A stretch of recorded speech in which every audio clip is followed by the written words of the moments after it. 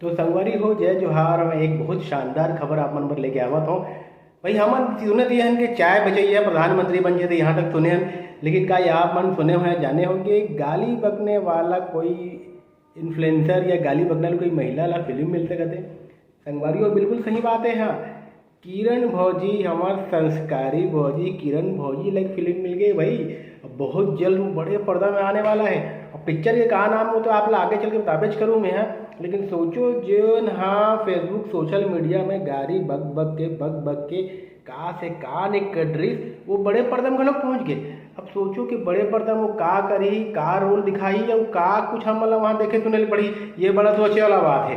अब वो का कही कि ये दे मोला रोस्ट करत है भाई, वो रोस्ट करत है। मैं तो ब्रेकिंग खबर देवा था, मैं सिर्फ सूचना देवा था। अब वो फिर रोगा बेर्रा कर शुरू कर दी, देखी धान बोला करन दे ओकर कोई मतलब नहीं। हमारा तो बस ये काम बताना है कि भाई किरण भौजी हमारे किरण सरकार संस्कारी भौजी जो है फिल्म में वही है।